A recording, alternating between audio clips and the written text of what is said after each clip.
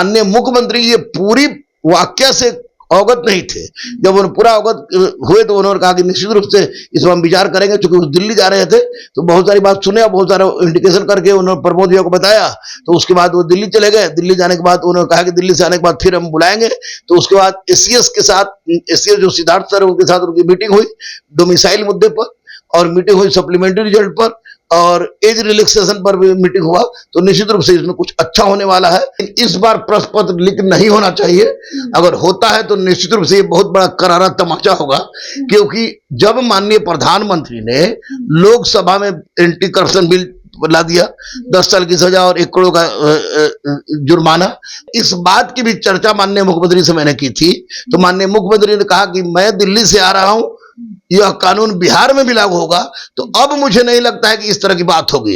ये एक नेक्सस है जो समानांतर, सरकार के समानांतर चल रही है, जिसमें कोचिंग माफिया भी है, इसमें नेता भी है, अधिकारी भी है, मिनिस्टर भी हो सकते हैं, बहुत सारे लोग इसमें लगे हुए हैं। और ये लंबे समय से चला रहा है, इसलिए जंगी आ गया है।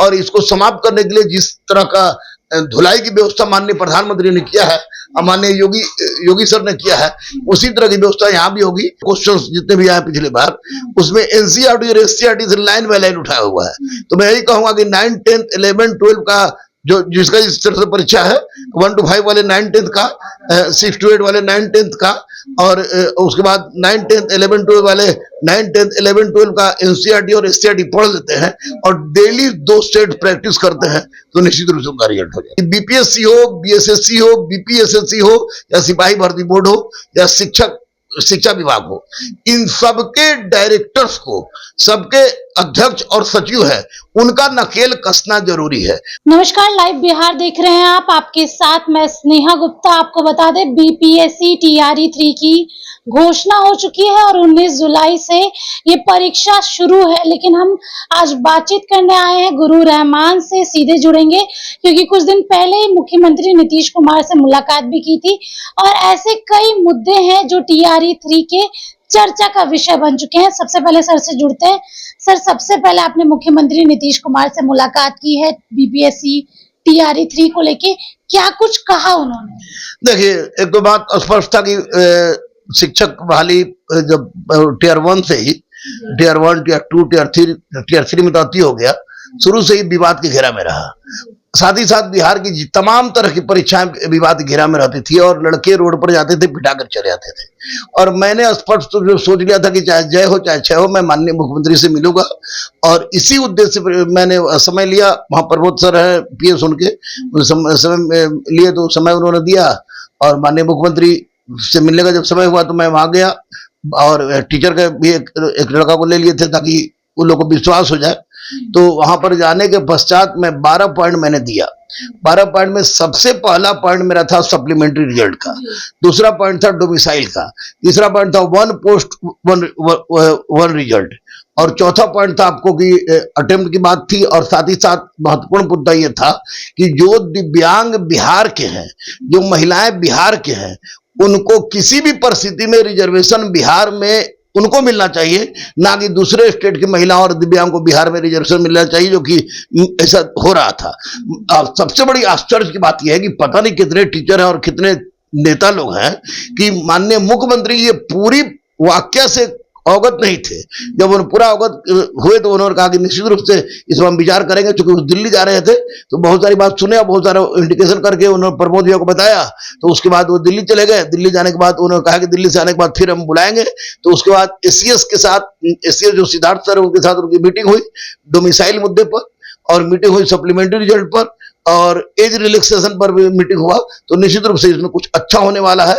बच्चों को से मैं यही कहूंगा कि अच्छा होगा।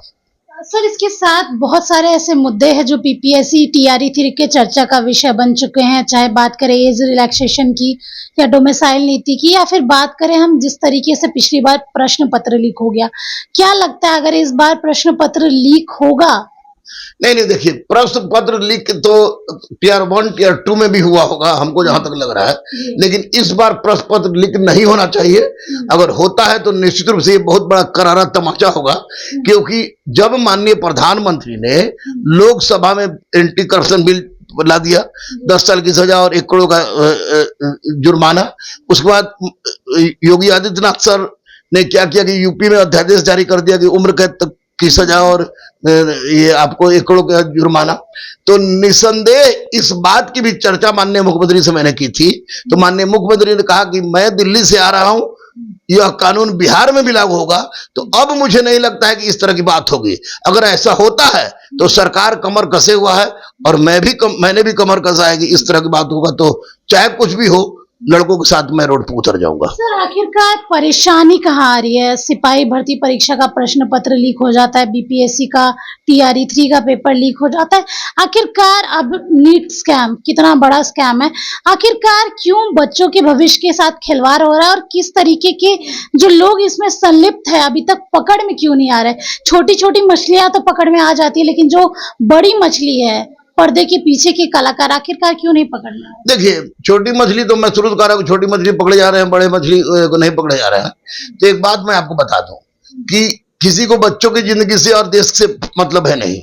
ये एक नेक्सस है जो समानांतर, सरकार के समानांतर चल रही है, जिसमें कोचिंग माफिया भी है, इसमें नेता भी है, अधिकारी भी है, मिनिस्टर भी हो सकते हैं, बहुत सारे लोग इसमें लगे हुए हैं और ये लंबे समय से चला रहा है, इसलिए जंगिया गया है। और इसको समाप्त करने के लिए जिस तरह का धुलाई की व्यवस्था माननीय प्रधानमंत्री ने किया है और माननीय योगी सर ने किया है, उसी तरह की व्यवस्था यहाँ भी होगी। और मैं आपको बता दूं कि ये वास्तव में वैसे देशद्रोही हैं जो येन केन प्रकारेण पैसा कमाना चाहते हैं और बच्चों के भविष्य को कुछ लेना देना नहीं है। और मैं कहूंगा, माननीय मुख्यमंत्री से भी अनुरोध करूंगा कि बीपीएससी हो, बीएसएससी हो, बीपीएसएससी हो या सिपाही भर्ती बोर्ड हो या शिक्षा विभाग हो, इन सबके डायरेक्टर्स को, सबके अध्यक्ष और सचिव है, उनका नकेल कसना जरूरी है। मैं बार बार कहता हूं कि दारोगा का क्वेश्चन पेपर दो, नहीं देते हैं। मैं बार बार कहता हूं कि स्टूडेंट का स्टूडेंट कॉपी दो, नहीं देते हैं। मैं बार बार कहता हूं कि आंसर शीट जारी करो, नहीं करते। काहे? भगवान बन गया है आयोग के अध्यक्ष। आयोग के अध्यक्ष सुधर जाए। लड़का अगर हिंसा नहीं करेगा तो बहुत अच्छी बात है, हिंसा होने भी नहीं देंगे। लेकिन अगर हिंसा हम लोग नहीं करेंगे तो अपनी जान दे सकते हैं, अगर जरूरत पड़ी तो जान भी दे सकते हैं, लेकिन इसमें सुधार जरूरी है और माननीय मुख्यमंत्री पूरी सक्रियता के साथ इसमें लगे हुए हैं। तैयारी कैसे किया जाए सर? क्योंकि हालांकि ये देखा जाता है कि पिछली बार जो प्रश्न पत्र आता है, अगर वो थोड़ा सा इजी होता है, तो अब इस बार जब पेपर लीक हो चुका है तो प्रश्न पत्र आएगा तो हार्ड आएगा। किस तरीके से टीचर तैयारी? हार्ड और इजी की बात नहीं है। सबसे बड़ा प्रॉब्लम हो गया कि जितने भी यूट्यूबर से टीचर बन गए हैं, मैं SCRT और NCRT कर रहा हूं। आप देखिए क्वेश्चंस जितने भी आए पिछली बार, उसमें NCRT और SCRT से लाइन बाय लाइन उठाया हुआ है। तो मैं यही कहूंगा कि 9, 10, 11, 12 का जो जिसका इस तरह से परीक्षा है, 1 to 5 वाले 9, 10 का, 6 to 8 वाले 9, 10 का, और उसके बाद 9, 10, 11, 12 वाले 9, 10, 11, 12 का NCRT और SCRT पढ़ लेते हैं और डेली 2 सेट प्रैक्टिस करते हैं तो निश्चित रूप से उनका रिजल्ट हो जाएगा। तो देखिए, अगर आप बीपीएससी TRE 3 की तैयारी कर रहे हैं तो आपके लिए कौन सी किताबें महत्वपूर्ण है, सर ने बता दी है। और इस बार जान झोंक दिया जाए, क्योंकि भविष्य का सवाल है। कई महीने वेस्ट हो चुके हैं, लेकिन अभी आपके पास मौका है। और साथ में गुरु रहमान ने सीधे तौर पे कह दिया है कि अगर इस बार पेपर लीक होता है तो बड़ा कदम उठाया जाएगा और ये स्टूडेंट के साथ खड़े रहेंगे। आप बने रहिए हमारे साथ, तब तक के लिए बहुत बहुत शुक्रिया।